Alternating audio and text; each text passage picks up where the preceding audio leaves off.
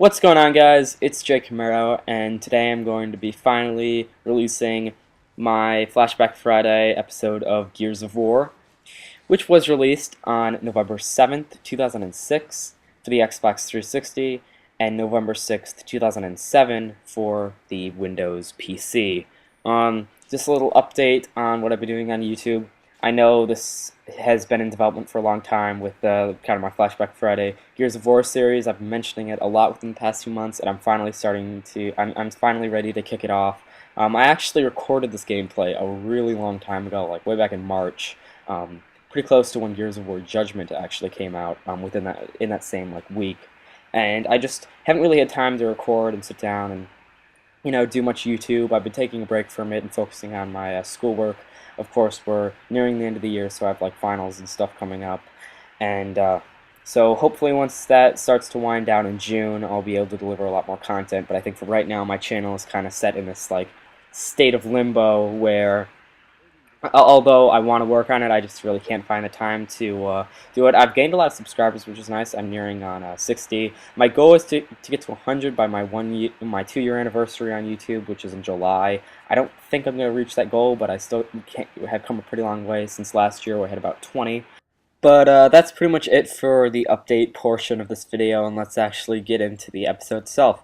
So, first, let me give you just a little bit of backstory on Gears of War.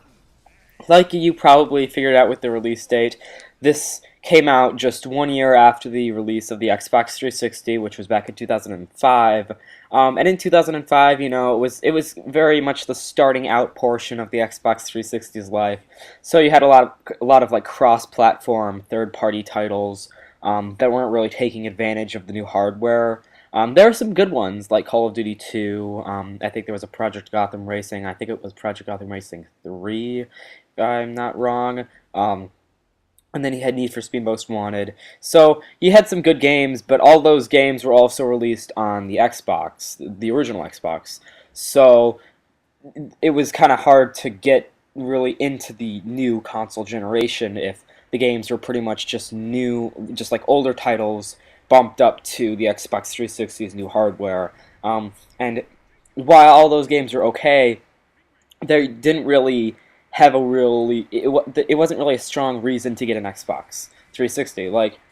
Back then, the Xbox 360 was pretty expensive. It's like $300 to $400, and for that amount, I just don't think people were willing to spend that much money for third-party games that you could get pretty much the same quality of gameplay on the older generation systems. Of course, the graphics were a lot better. So Microsoft was really faced with a dilemma of really bringing a powerhouse franchise over to the Xbox 360. Of course, Halo 3 wasn't due out until 2007, so they had this year in 2006 where they had to just kick off the Xbox 360's first-party exclusive library with a bang, especially because the PlayStation 3 was coming out that same year. So they really needed to make a strong statement to gamers as to why they need to switch over to the Xbox 360. So enter Gears of War, which was developed by Epic Games. For the Xbox 360 version, of course, it was published by Microsoft Game Studios, and then for the PC version, People Can Fly handled the port. And they were actually pretty strongly involved with the development of Gears of War Judgment, which came out about a month ago. So they really know their Gears of War. I haven't played the PC port, but I assume it's pretty good. One of the real big problems with the PC port is that if you remember back before the new era of the Xbox 360 that occurred about halfway through 2010 with the Kinect and the new Xbox 360 Slim and the new game cover, before that new game cover came out, if there was a first-party game, it said only on Xbox 360. But when they brought it over to the PC, although it wasn't going to a competing console, many gamers believed that they had pretty much been lied to by Microsoft because it wasn't only on the Xbox 360. This also happened with Alan Wake and its PC port. But people still were pretty happy to get their hands on a PC version, and it pretty much cooled down pretty fast. But since then, besides Alan Wake, there really hasn't been a very big first-party Xbox 360 game ported to PC, so maybe that was the result of this argument between gamers and Microsoft. But so this kicked off a huge franchise for Gears of War. Of course, you had Gears of War 1, 2, and 3. and then you also had Gears of War Judgment, which is like a prequel, which came out this past year. So there's been a lot of Gears of War games, and I think one company I was reading on Wikipedia got the rights to a movie, but it's kind of in a stalemate right now. So maybe there will eventually be a Gears of War movie, but we'll have to wait and see. So that's pretty much the history part of Gears of War, and let's just get into the gameplay. So if you've seen from this gameplay right now that's been going on since I've been talking, Gears of War is a third-person shooter, and it's a very, very dark third-person shooter. Not just in the tone of like the story, but in the environments. As you can see, there's just a lot of grays and browns and blacks, and really the only like bright, colorful part is the blood. And they're probably actually really going for that approach with it. At least in my mind, I think that it was a good idea to do this, because just the tone of the entire game is very dreary, because Gears of War tells like a very, very dreary story, and we'll get to that in a second. But first, let's just talk about the gameplay itself. So it's very focused on melee combat and weaponry, and the melee combat is especially gruesome because when you get kills with some chainsaw type weapons like the Lancer, which is the main, like assault rifle gun in Gears of War, and it's been displayed in all of the Gears of War games. You turn on your chainsaw and then you like slice enemies in half, and there's lots of blood and gore. So it's definitely a very gruesome game in that regard, but it's a lot of fun, and just the tone is very interesting. You're coming if you're a gamer that played Gears of War, you're probably somebody who likes Microsoft, and you've probably played the Halos, and the Halos kind of tell that same story, but there's always that feeling of Master Chief just coming in and saving everybody. And in Gears of War, it's very different than that, at least in the very beginning of the story. Now, I haven't played through this game entirely yet, but at least in the very beginning, there's just lots of death and destruction, and just finding a lot of dead bodies and what the enemy locusts have done to the planet Sarah, and that's where this game is based. Although there are humans, it's not actually. It doesn't take place on Earth, so it's not some like futuristic games, like a completely different type of world that you're playing in. And so that's pretty much where the gameplay comes in. One thing that I don't like about the gameplay, and that it's pretty much relevant with all third-person games, is that you press A to sprint, but I'm sorry, I just cannot stand the pressing A to sprint, because in the camera, you can't really control the camera at the same time and look around, and you're pretty much just like running in a straight line, and it's hard to turn. So that's just my views, but besides that, I think Gears of War, it's just a lot of fun with the gameplay. And it was pretty much one of the first third-person shooters that I've played, and of course this came along shortly before the rise of the Call of Duty first-person shooter era. So I think in terms of third-person combat, it's really well done. You can peek and lean over cover. It's very cover-based. You want to be in cover for a very large amount of the game. One thing that's cool about the reloading is that there's a cutscene going on right now, but when you see me, and you've probably seen it in the past with this gameplay, that whenever you reload, in the weapon in like the weapon display in the upper right hand corner of the screen, there's like a little slider that appears when you reload.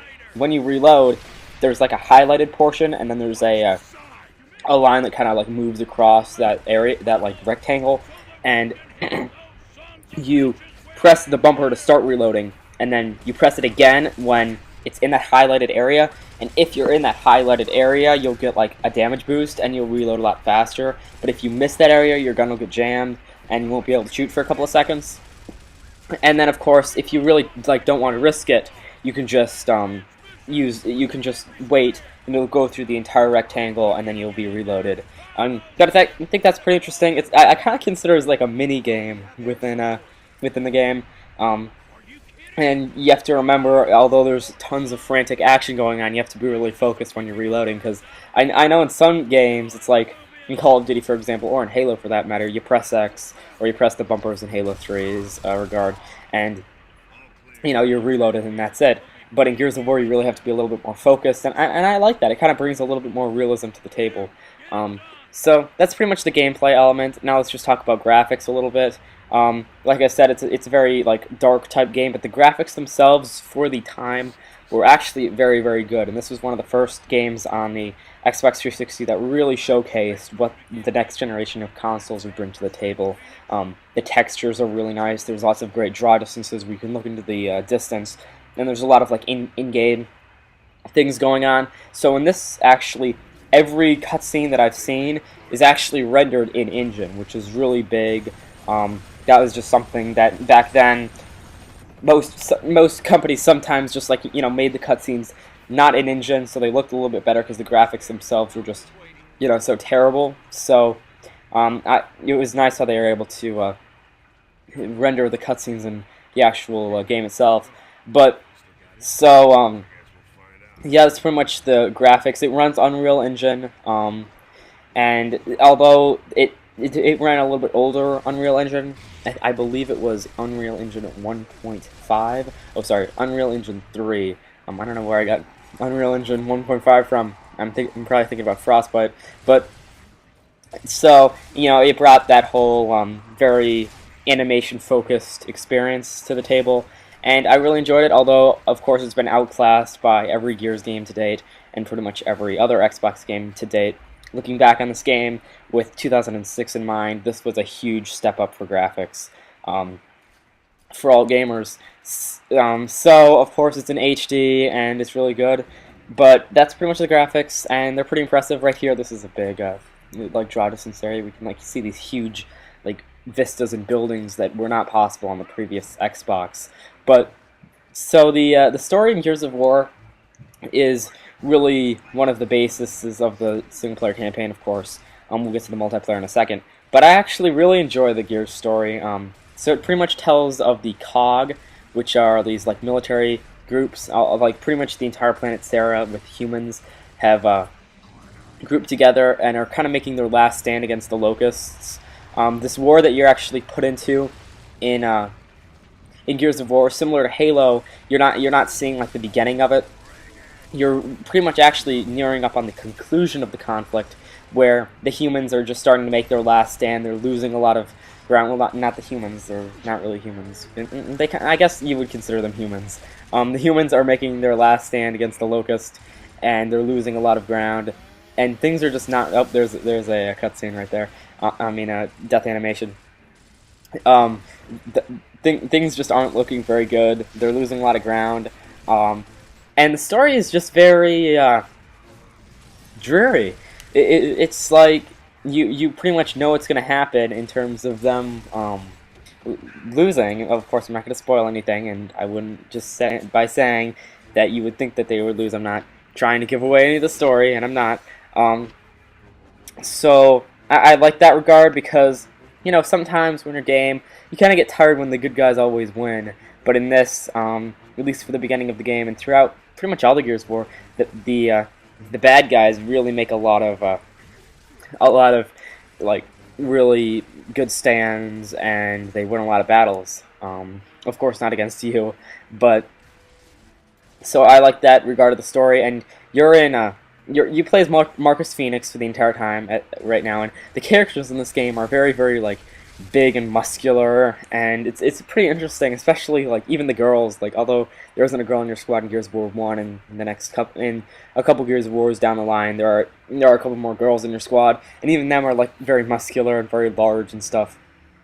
So that's pretty interesting in terms of the gameplay element. And what you just saw is pretty cool. How like sometimes you press Y when that like eye symbol comes up, and you can see like a area of focus that the camera automatically snaps to it, which is pretty cool. I think that was it's pretty nice, and that's really like an Unreal Engine thing that happens a lot, including in like Transformers, War for Cybertron, and stuff like that.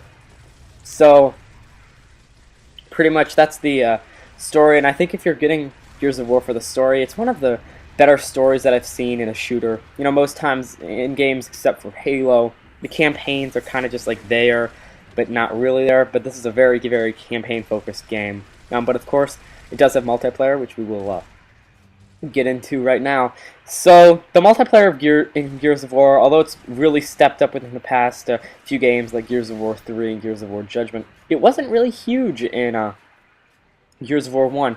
It was mainly just 4v4 team deathmatch, although you had some like execution and capture the leader game modes.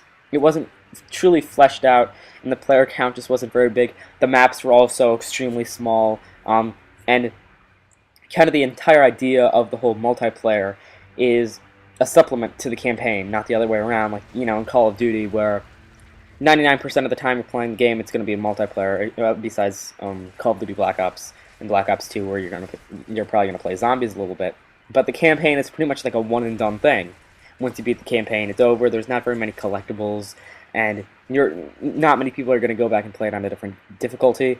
But that's very different in Gears of War. The campaign is just not very like fleshed out. There was a lot of potential in there, but there just wasn't, you know, a huge place for multiplayer back then. Multiplayer wasn't especially huge in shooters besides Halo, and Halo pretty much dominated. And I think it was nice to kind of bring something to the table where you really were gonna be playing campaign a lot. The campaign was especially long. That's kind of the thing throughout all Gears of War games. The campaign is quite long. It takes a while to beat it, unlike some first-person shooters where, you know, you can beat it in one night. It's going to take a couple days of thoroughly playing to beat the Gears of War campaign. And I like that. It adds, you know, a lot more playability and depth to the game. And although it's not a ton of bang for your buck in terms of overall replayability, since, you know, once you beat that campaign, although there are some collectibles, not many people are going to go back and play through the entire thing. That's where multiplayer comes in. But games back then didn't really have a huge lifespan. They weren't really supposed to be the longest games ever. And nowadays, of course, you've got like Horde mode, which of course is not in Gears of War 1, the multiplayer, and then Overrun and Gears of War Judgment, the campaigns and special campaign add-ons and stuff like Aftermath. So, you know, if you don't have Xbox Live, it would be really good because, you know, you get most of the game. And like, for example, I always know I have this one friend who knows someone who did not have Xbox Live on his Xbox 360 until very recently, and he had Battlefield 3, and he pretty much played the Battlefield 3 campaign just over and over and over again. But you're not really, you know, if you've ever played the Battlefield 3 campaign, it's not very good, and you're not getting the full Battlefield experience if you don't play on multiplayer. So it's nice to see a shooter like this where you're really getting most of the value in your game, whether you have Xbox Live or not, which is nice. But the multiplayer is still good, and there was some map packs released. Actually, there was a lot of free map packs released, which is something you really don't see that much anymore, with, you know, microtransactions and season passes and stuff. It's nice to be reminded of the olden days before gaming became this multi-billion-dollar franchise with, you know, companies trying to get the most money out of you as possible. But that's a different story for a different time.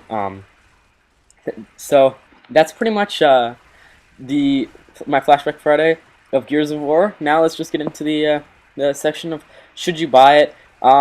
Pretty much if you have an Xbox 360, get Gears of War. And most people who have an Xbox 360 who bought one in the first couple of years the game console came out probably already own Gears of War. But if you're like a new Xbox 360 gamer, or you just missed out on this game back in 2006, you can get it for really, really cheap. I got it for like $6 on Amazon new. You can probably get it anywhere for less than 20, but I would highly suggest checking it out. There's still quite a few people playing online, and they have not shut down the servers or anything. It's still moderately active.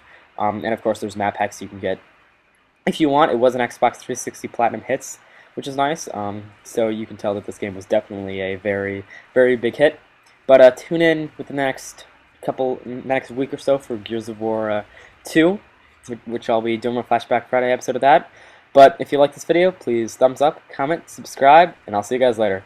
Peace out.